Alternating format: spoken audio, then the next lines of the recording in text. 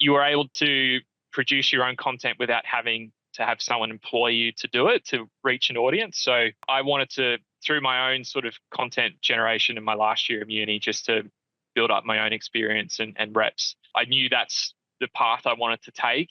I wasn't too choosy. Like, the sport didn't matter so much because I was just happy producing digital content, and just more opportunities came that way. So it almost fell into it, but it was definitely an intention not to go down the traditional journalist route. G'day guys, coming up on the show today is Jeff Dickinson-Fox, the Digital Engagement Manager at the Australian Olympic Committee. Jeff has been with the AOC for a few years in the lead up to Paris 2024 and recently returned from 16 days of jam-packed action covering the stories and successes of Australia's athletes on the AOC channels. Lots to look out for in this show, including how Jeff directed his degree in journalism towards digital media, what it means to be a digital all-rounder, and why it's so valuable in 2024. How to create your own experience and stand out in applications. Plus, as always, much, much more. Let's go. I started volunteering. It's all about who you know in sport. Am I going to be calling the last 10 seconds of the grand final? You can connect with the interviewer. The hand goes up when they've got to make a decision. Having a network is one of the most important things you can do. I didn't necessarily follow my passion. I followed my curiosity. Once you've worked in sport, there's no going back. And then lo and behold, before I left, I got offered 2. Hello and welcome to the SportsGrad podcast, the ultimate guide to make it in the sports industry, brought to you by Deakin University, home to the world's #1 sports science school. My name is Ruben Williams. I'm an ex-Cricket Australia employee who started SportsGrad to help others get their dream job in sport, and now it's become my own dream job. If we're not already, I'd love to connect with you on LinkedIn or Instagram. You can find me at Ruben J. Williams or Ruben Williams on LinkedIn. And if it's your first time listening to the show, each week I find out how people made it in sport. I'll tease out things like their career decisions, their work habits, their skills, all the things they do to make them great, so you can learn how to get into sport, how to get promoted, and how to enjoy a thriving career doing what you love. Now, a bit of an update from me. If you follow me on Instagram, you might have seen that I've moved back down to Lorne. Actually, Big Hill technically, for those who know the intricate suburbs of the Great Ocean Road in Victoria. But I thought after a period of travel and change, SportsGrad was needing a bit of love and care. So I thought, why not go back to what I know works well for me, and that is a period of intense focus on the coast. So for those who have been following my journey for a little while, you'll know that in 2020, I came down for 8 weeks after being stood down from Cricket Australia during COVID, and left with a new business called SportsGrad and the #1 careers podcast. And then in 2021, I came back down for 9 months and left with a round of investment. And in 2024, well, we'll wait and see. We'll try and conjure up something good over the next couple of months whilst I'm down here grinding it out. But all I know is that I absolutely love it down here. I feel like I do my best work down here. I love the environment it gives me. I love the focus it gives me as well. And I'm about a week and a half through this stint already, and I'm already noticing I'm doing, already feeling really, really good and getting plenty done as well. So absolutely love it down here, and we'll be down for a little bit more time. Now, shout out to our SportsGrad community and all the members who are in there. This week, we've had some incredible wins, and I'm going to shout out 3 people in just a sec. But if you've been waiting to become a SportsGrad member, you can do so right now. Last night, the doors to the SportsGrad community were thrown back open, and they're going to be open for a while now. I got no intention of closing them anytime soon. So it's kind of join when you're ready. But if you are looking to grow your career, if you're trying to figure out what role is right for you, if you're trying to, learn as much as possible and get connected to industry professionals and get connected to job opportunities that might not be out there, then the SportsGrad membership is a perfect thing for you to accelerate your career and stand out above the rest of the pack. Now, a few people who have done that beautifully are these 3 members. First shout out I've got to give goes to Laura Fitzgerald, who's just got a brand new full-time job at Cricket Australia as an event coordinator, which is where I started my career. So I love other people who have been able to find a way into that organisation. Soraya Horton up in Brisbane has just got a new full-time job at NX Sports as an events operations officer. And Nitin Raj has just got a role as 2IC of accreditation with the Australian Grand Prix Corporation. So big event sort of focus to our wins this week, but we absolutely love the wins that come through on our Discord channel. And what's even better from my point of view is seeing how much everyone gets around each other. There's such a positive energy inside the community, which I absolutely love. If you want to get involved, we got plenty coming up. In the next couple of weeks, we've got speed networking events, which is like the perfect place to learn how to network and build a bit of confidence whilst also meeting other members. So if you want to jump in and be a part of those sessions, jump on a membership. But also inside the community, we give you the chance to connect directly with industry professionals. So a few people that you've got the chance to meet in the weeks coming up include Stella Barry, who's just returned from Paris. She was a content creator for the Paris Olympic Committee. She was running the @Paris24 TikTok account, which I find is absolutely amazing. You know, this girl from Melbourne is over on the other side of the world living her dreams in sport. So she's going to come in and chat to her. If you want to learn about working at the Olympics and working in social media, then she's an awesome person to meet. Angus Yeats is also going to come on. He works for Adidas and the APAC office. He's a terrific member doing wonderful things, very active member as well. He's going to come in and share about his journey into getting his job with Adidas and learn about the apparel side of sport too. And we also have an executive from the AFL coming in. Once the season's wrapped up, they'll have their plate clean and they're going to come and join us inside the community as well. So plenty of opportunities to grow your network in sport, plus build your confidence if you are looking to get out there and do your own networking too. So if you want to get involved, head to sportsgrad.com.au/community and you can jump in and join the rest of the members.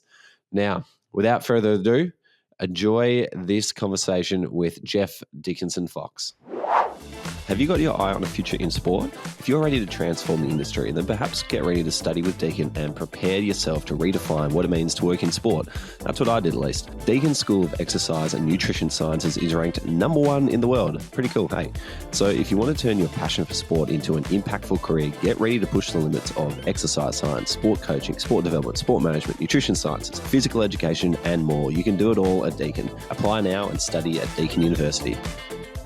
Jeff, welcome to SportsGrad. Pleasure to have you on. Thanks so much. Good to chat to you today.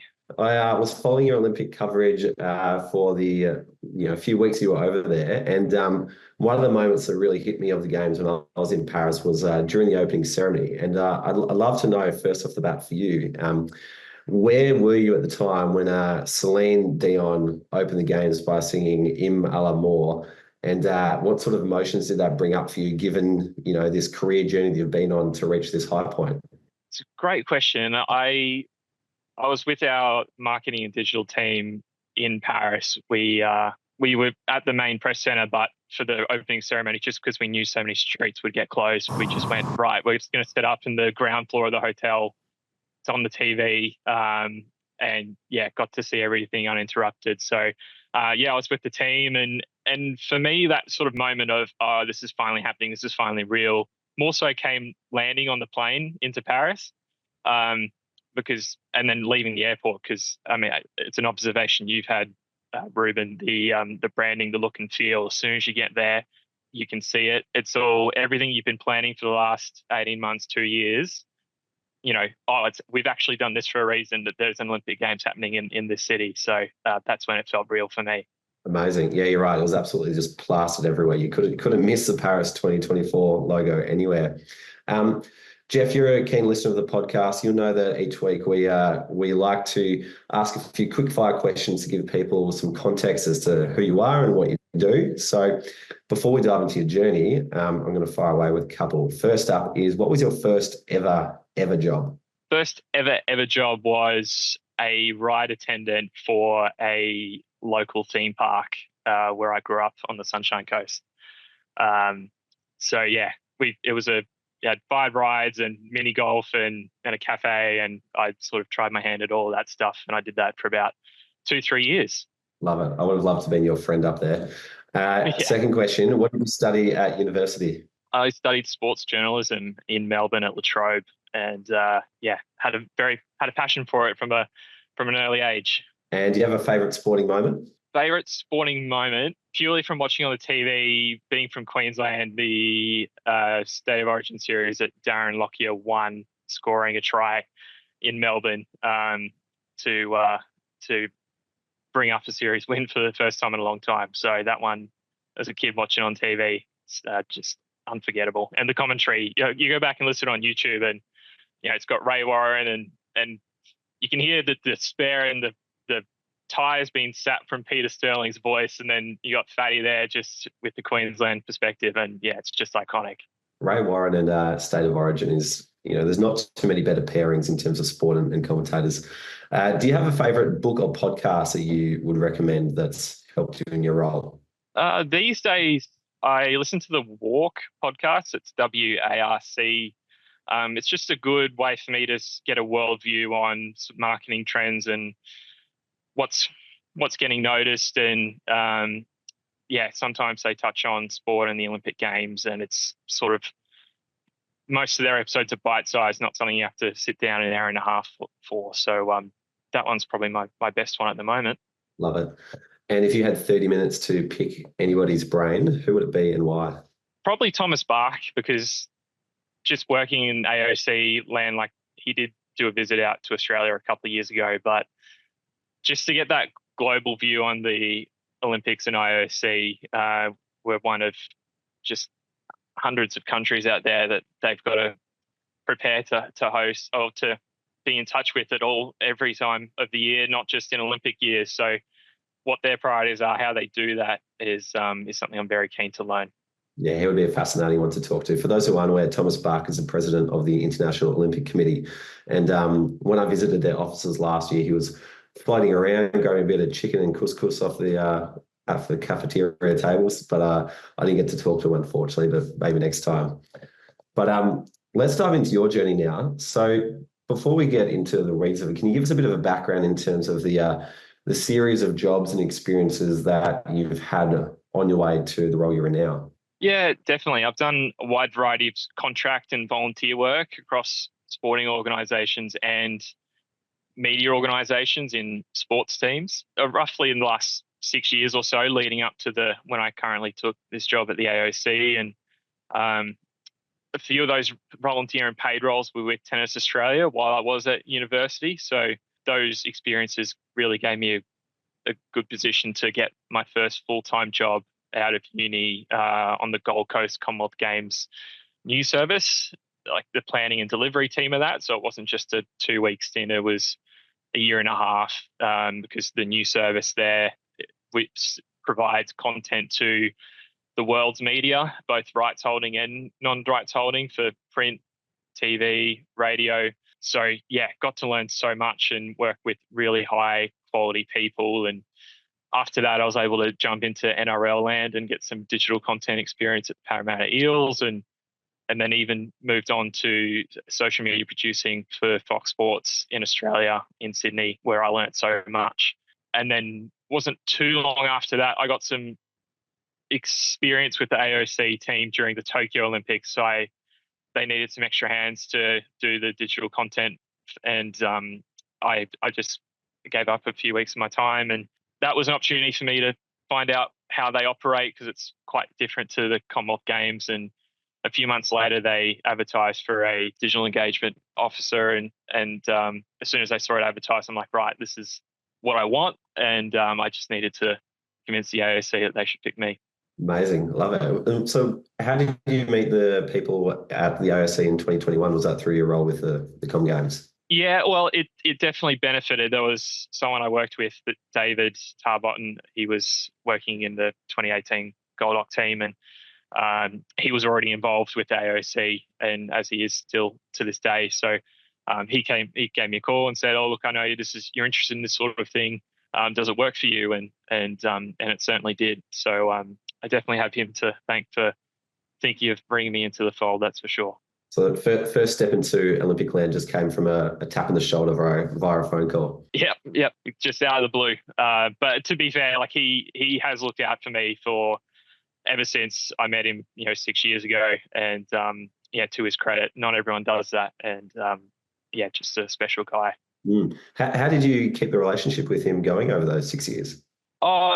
Just phone calls, and I'm a bit old school in that regard, but I just like to keep in touch with people that have had an impact on you. And there was also, I hadn't called him for a while, and then I was in Sydney and Western Sydney and just at a shopping centre, and I actually bumped into him, and it just sparked a conversation. And a year later, I was able to get some contract work through him at at Athletics Australia, and just someone who's always good to chat to whenever you can get them on the phone.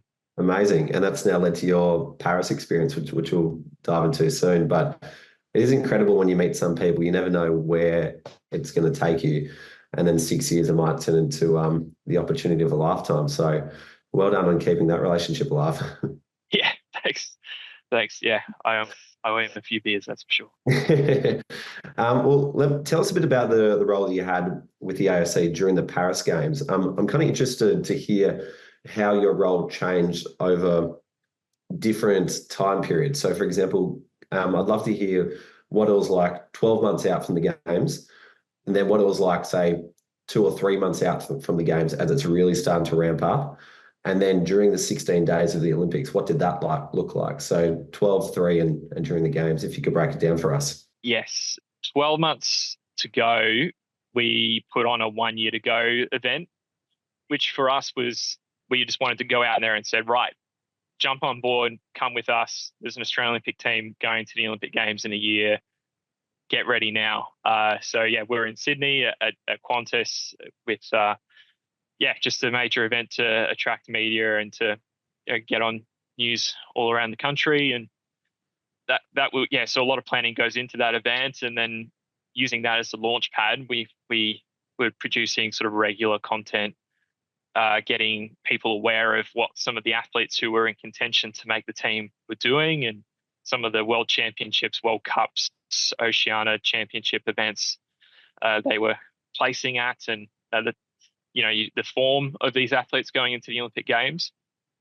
About 2 to 3 months out, we're very heavy in team selection. So Australia competed in like 33 of the 35 Olympic sports at the Paris Olympic Games, and we had a separate team announcement for every sport that had athletes going to the games. So with 33 team selection announcements, most of them on separate days, were preparing content, whether it's a lot of bio work, so getting the background info on these athletes, when they got into the sport, how their journey was as kids and teenagers to progress, and their recent form, any sort of Olympic experience they've already had, and trying to come up with records and stats as well that was either record-breaking team sizes or just interesting facts that would be relevant for games time, or just some of the records that were in play for what athletes or teams might be able to achieve going into the games. So 2 to 3 months out, it's just absolutely flat out with all those things, and just as busy as games time upon reflection. And then at games time, where our staff team, at least in our marketing and digital department, it really increases. We had about 15 people in Paris to help us produce content for the website, so written articles, previews, reviews, match reports, day reviews, keeping schedule information up to date. We had also the social media arm of the AOC there. So, we're letting everyone know the daily schedule, what you can tune in to see. We're letting people know how athletes performed, bringing all the best photos from the games, and just trying to stay on top of everything, because there are some really massive days with many sports competing at the same time or across a wide variety of a period of time. Because with the surfing in Tahiti, that would be heats of a morning would be starting at like midnight or 10 p.m. Paris time. So just when you think the day's all over, there's a little bit more to go. So it's big. It's really big. So it sounds like the strategy from your point of view, going way back, was try and build a connection between your audience and the athletes early on, and bring them on the journey, so that by the time the games arrive, people have already got a connection. They care more about it. They tune in more and just get around it more. Is that more or less the approach? Yeah, definitely. And part of what we're trying to do is to get people excited for games time, but also build a stronger attachment with the Olympic movement and the Olympics as a whole. to try and keep the Olympic movement sort of modern, healthy, relevant, to create that emotional attachment with the athletes. Like the more you know about someone or an athlete or what the setbacks that they've overcome to do what they have done, the more likely you are to keep following them and to really have that emotive moment when you see what they do on the track or in the pool or in the ocean at the Olympic Games. So we're trying to build as much emotional connection between that national pride, just so that Olympic Games time is unlike anything else you can get from any other sporting event. We really wanted to make sure that the Olympic Games are still special more than anything. Well, I can tell you, having been there myself, it definitely is alive, the Olympic movement. And for those who have heard my Olympic reflection a few episodes ago, you have known that the whole Olympic spirit was really like the highlight for me and everything that it promotes. So I'm glad to hear that's kind of top of the agenda. Don't just promote the athletes, but promote the entire Olympic movement. And when I was at the IOC offices last year, one thing that I was like really surprised to learn about the Olympics is that it kind of just got started again by someone who had an idea. So it was this guy, Pierre de Coubertin, who heard about the ancient Greek games and thought, let's just bring it back like thousands of years later, but use it as a source to promote, healthy living and camaraderie and all those good things that the Olympics promote. And it's kind of like anyone starting a business, but it's now the Olympics and it's become the biggest thing in the world. So if you haven't dived into it, it's worth exploring because it is a fascinating thing and it does give you a very different feel to other different tournaments, whether it be football or cricket. Like the whole Olympic movement really just engulfs you on the ground. I did notice, Jeff, when I was going through your LinkedIn photo banner is you in AOC uniform in some sort of aircraft. Was this part of the content you were producing on the journey to Paris? It was separate, and it's a great example of you never know where the Olympics can take you, and it's not just an elite sporting event. That was a couple of years ago.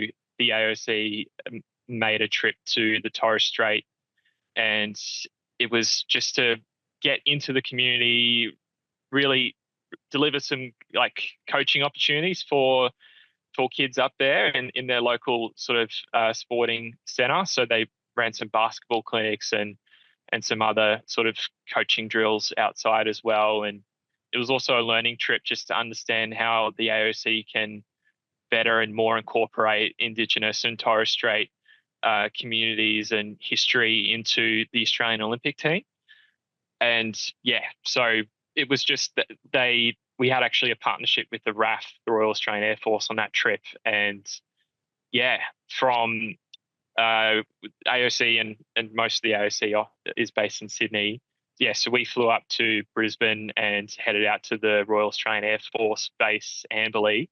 And in that aircraft that you saw, we flew up to the Torres Strait and back in that one. So it was very unique experience and a really awesome photo. Amazing. That sounds incredible. If you are listening to this, make sure you jump on Jeff's LinkedIn profile, give him an ad, but then check out the fun photo at the top too. Obviously, like a lot of people have dreams of, say, working at Olympic Games or for an Olympic team, and it all sounds kind of rosy and shiny from the outside. But I'm wondering, like, what are some of the challenges that actually come with working for an Olympic team on the ground at a Games that people might not expect or see? I mean, people I'm sure have probably heard before what I'm about to say, but sporting organisations can be quite stretched with resources, and just the sheer logistical challenge of trying to give every athlete on the Olympic team the same sort of coverage, level of detail in what we provide. That's for the Paris Olympic team, that's 467 athletes across 33 sports. So for a marketing and digital team of about 6 people, it's a massive operation and it's hard to compare to anything. Like, it's tempting to say, look at there's 33 sports teams within the Australian Olympic team, and the NRL's got like 18, but you can't really compare. But imagine we've essentially got a whole league and 6 people trying to do like the graphic design work, the marketing, the social media, the website of so many athletes. So that's a big challenge, and we do sort of increase in staff for for a short period of time at games time, but that lead in to get everything ready is a big time challenge and resource challenge. That's the main one I'm thinking of.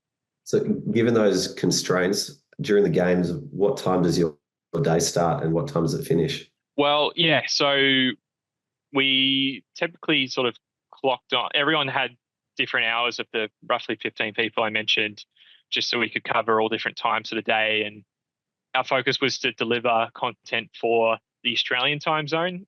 So throughout the day, while Australia's sort of sleeping and results are coming in, we're producing that content, but then we're getting ready to publish it out. So when people wake up in the morning, they've got an instant update of what they've missed, and then rolling throughout the day, there's more in-depth content or information coming through, just in case they haven't gone and watched a replay or they didn't watch it live.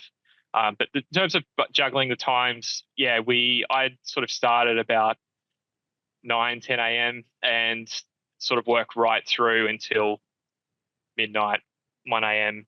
and put it on repeat for about the 2.5 weeks, 3 weeks of the Olympic Games. Yeah, well, that's sport for you. Sometimes you just got to do what you got to do to get it done.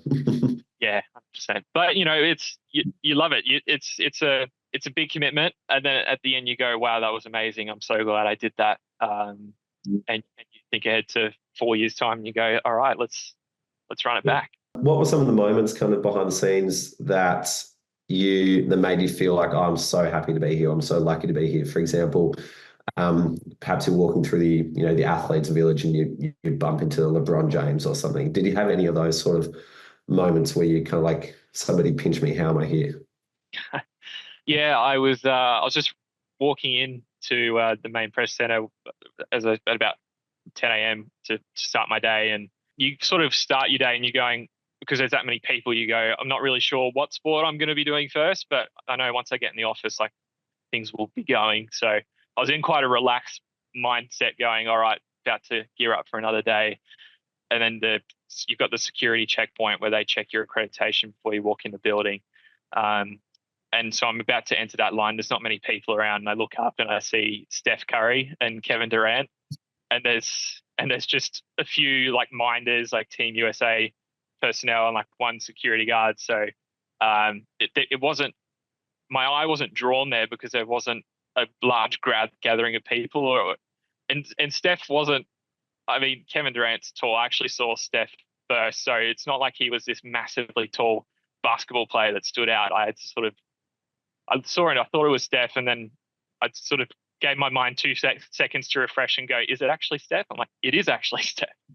So yeah, I had to sort of walk beside them, go past them, because of the entry point to the building, they were going the same direction. There's only one way in. So yeah, that was pretty cool. And then I went and told everyone in the office that they missed out, because we have quite a few basketball fans in our Australian team. So I love that. That was a pretty cool behind the scenes moment. You're like, hey guys, I just had to ask Steph Curry to move out of the way slightly so I could get through. Yeah, exactly.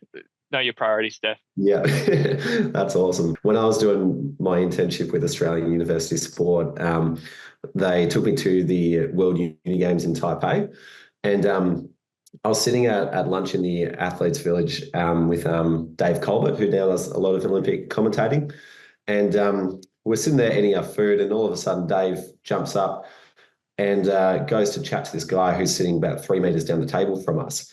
And he goes over to him and he says, hey, mate, you won't remember me, but I competed in the same long jump event as you 20, 30 years ago. You came second, I came sixth. And the guy said, oh, so we both lost.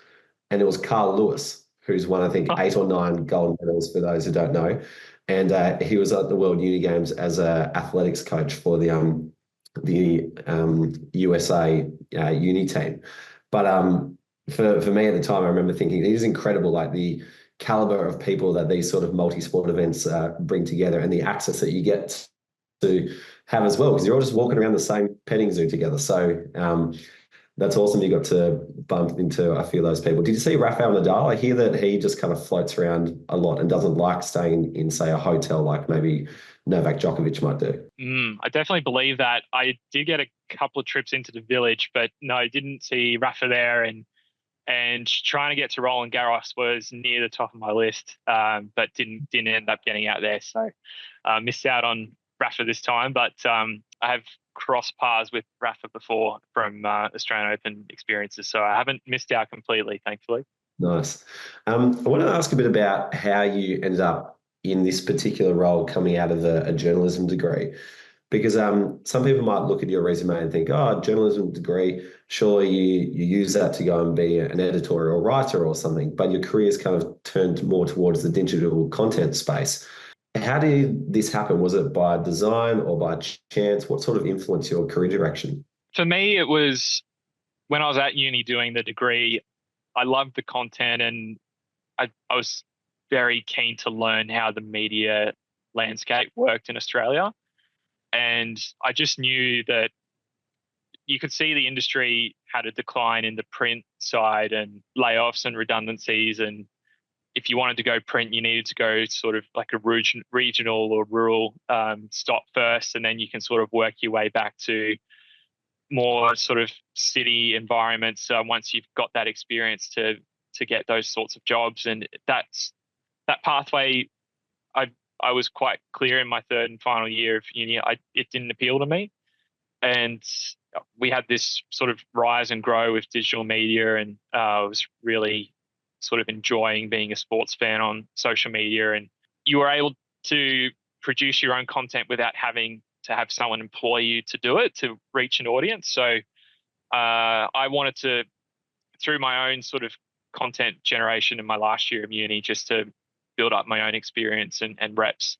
I knew that's the path I wanted to take, and where the jobs were coming, to be honest. Like I wasn't too choosy. Like if there was any sort of sporting media opportunity that came up, I took it. Like I've never been, that year I'm talking about, like there was a Gymnastics Australia internship came up, and I've never tried gymnastics. I'd never watched a gymnastics competition, but just went for it because some of the things they needed, I could definitely help them with.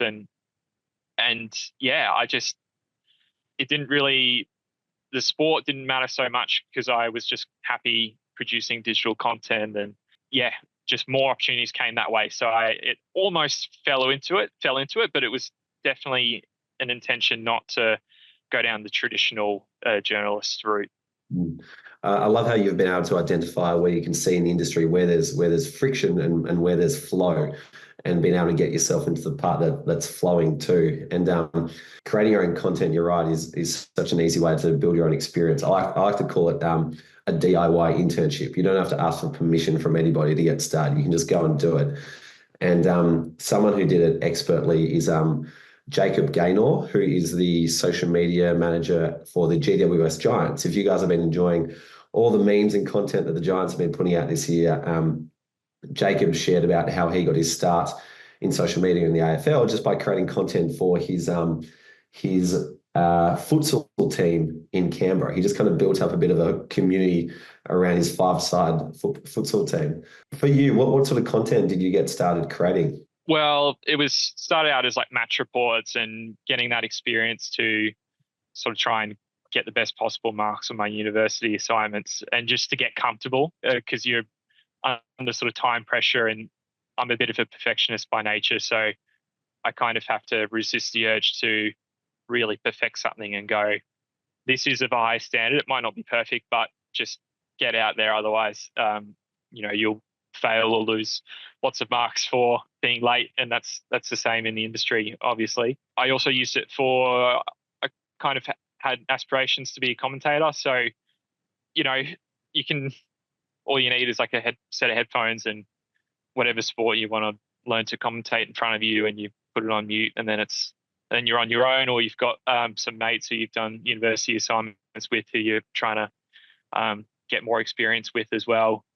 And even just, and a little bit of like social media posting and content creation graphic design. And so all of the above. And I've always had that sort of ambition to be somewhat of an all-rounder, like being someone who, whatever comes up on a given day, whether it's you need someone to write something or go take photos of something or film something or cut something together, or create something or find user-generated content, that I've at least done it before and can know what to do without someone needing to hold my hand or just go really slowly. So that's what I was doing.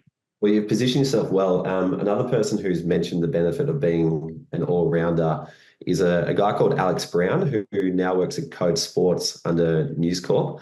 But he was a head of communications at Cricket Australia for a period. And I caught up with him in Sydney recently, and he talked to me about the idea of, in this day and age, you've got to be a digital all-rounder. So possessing like that suite of skills you mentioned, being able to write, being able to edit, being able to produce, being able to talk, get in front of camera, do all these different things that the digital age requires you, because you just never know where you're going to be thrown into, particularly if you want to work, for a publication or a channel like that. So sounds like you've done that as well really nicely.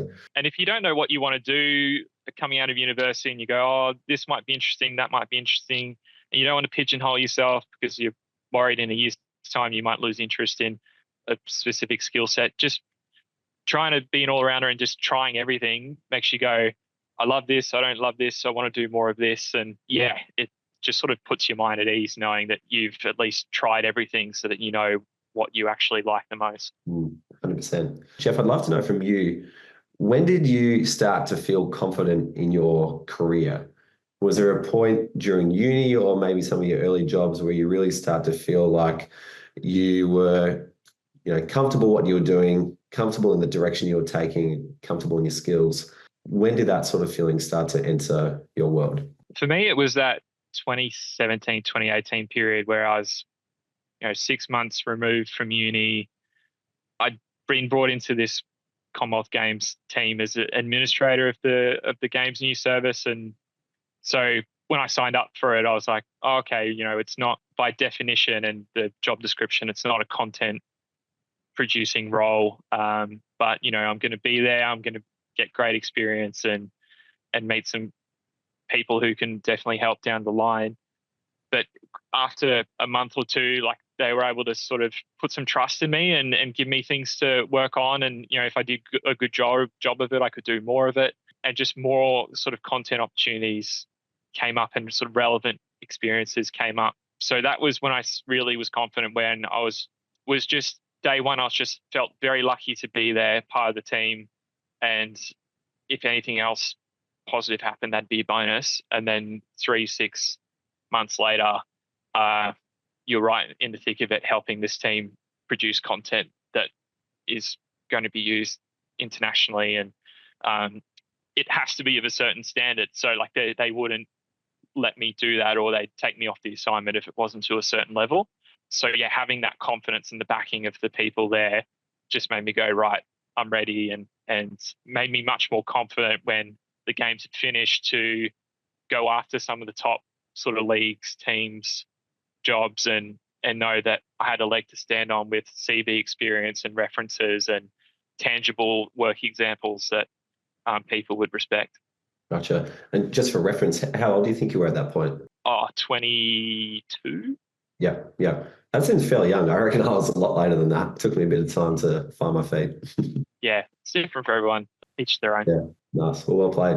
I can jump in. So if you're interested in some of the statistics on how many people actually consumed content on our channels and how many people we reached, there's some pretty high numbers. We've got on our website, we had 2.2 million users in the period of July and August this year, and for 11 million page views, and both of those numbers are up on the Tokyo Olympic Games. So that's just website alone.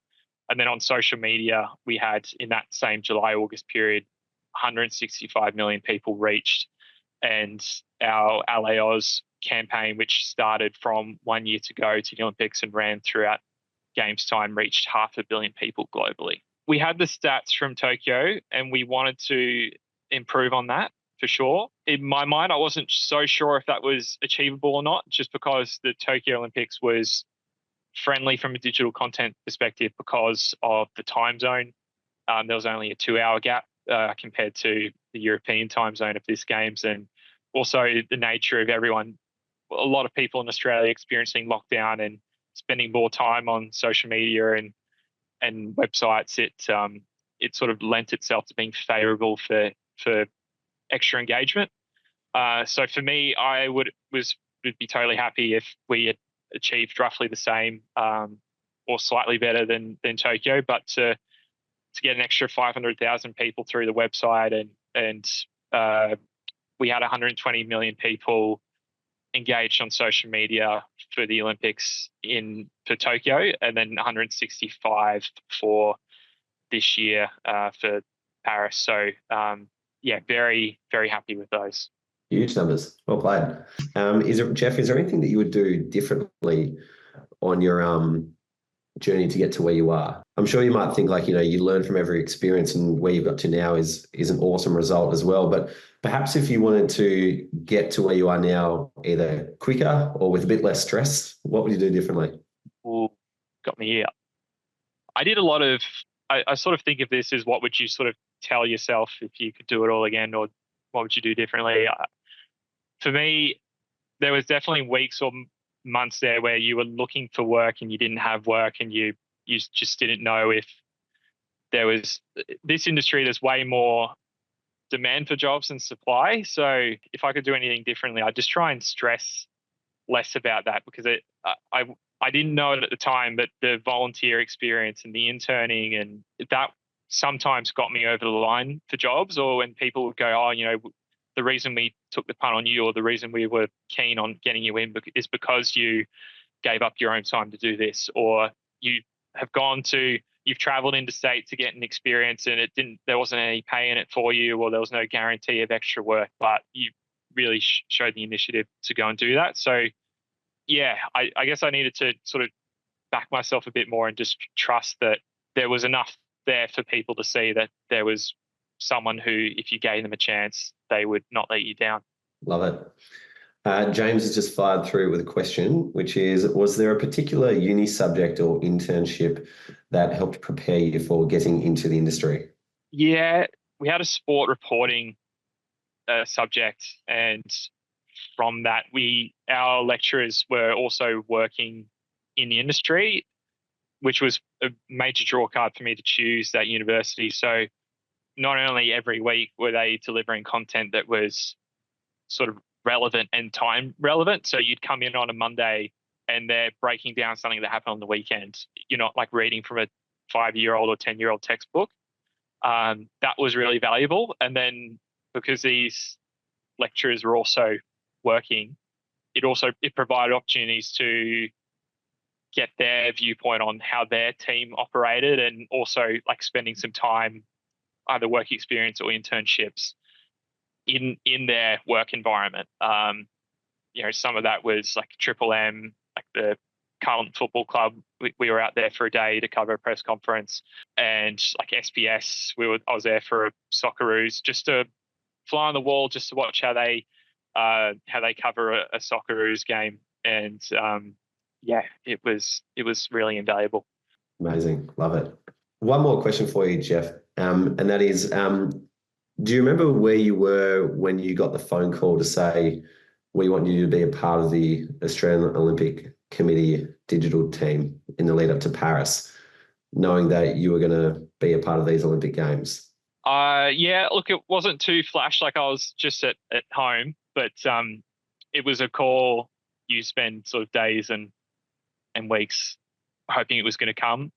I guess, full disclosure, I was also, at the time, I had a job offer to, it was a contract to join the Australian cricket team for the summer, to be like a content producer, to travel around Australia to all the tests of that year. And I was like, I really want that, but it's temporary. And I also really want this AOC job, because it got the lure of the Olympic Games, and living in Sydney and being a part of it all was very tempting. So yeah, to knock that cricket opportunity back and to get a call and say, yes, we do want you to join the AOC, that was, I do remember that day, and I will for many years to come. Amazing. That would have been a tough decision too, because often those contract gigs with something like cricket can lead to, more opportunities down the track, doing summer after summer. And it's a pretty good gig being on the cricket tour. But, the Paris Olympics only happens once. So it sounds like the scarcity of that might have got you over the line. And now cricket's in the Olympics, LA 2028. So hopefully there's some more cricket experiences in my future. There you go. You don't have to choose anymore. You can do it both at once. Exactly. Yeah. Awesome. Well, Jeff, thanks so much for jumping on, and thanks for sharing your insights and your journey to where you are and all the intricacies of what you do in your job. It seriously helps people understand what to do with their career and how to go about forming their own pathway into sport. For people who do want to learn a bit more about the Olympics, if it's still top of your mind and interested in what it's like in Paris, a couple of episodes ago in episode 297, I gave a full recap of everything that went on. So there's about 75 minutes of me talking about the Olympics if you want to dive into that. But if you want to hear from a couple of other digital all-rounders who have made their way into sport, I'd go back to episode 170 with who could have been your colleague, Emily Collin from Cricket Australia. She's doing some amazing work there. She created a wonderful DIY internship for herself to break into sport. And going way further back, cricket again, Nic Laube just started off filming his own documentaries before getting an internship at Cricket Queensland, and now he's the head of marketing and brand at Cricket Queensland, looking after the Brisbane Heat as well. He's back in episode 51 or 49. He's either side of Finn Bradshaw, who's 50. But for those people who want to learn more about pathways into digital, there's a couple more recommendations. But until then, thanks for the guys who jumped on. And Jeff, thank you for giving us your time. Thank you so much, Ruben. Doing great stuff at SportsGrad. Keep it up. Thank you. Hey friends, one last thing before you go. If you really want to make an impact in sport, then subscribe to the SportsGrad newsletter. Inside, we share all the latest job openings and networking events, so you're always aware of opportunities to land a job and grow your network. Plus, we share a Q&A with a professional on how they grow their career in sport.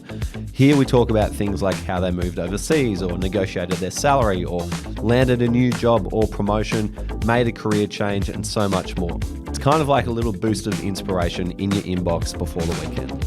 So if you're like us, you're career driven and you're keen to progress quickly, you're going to love the SportsGrad newsletter.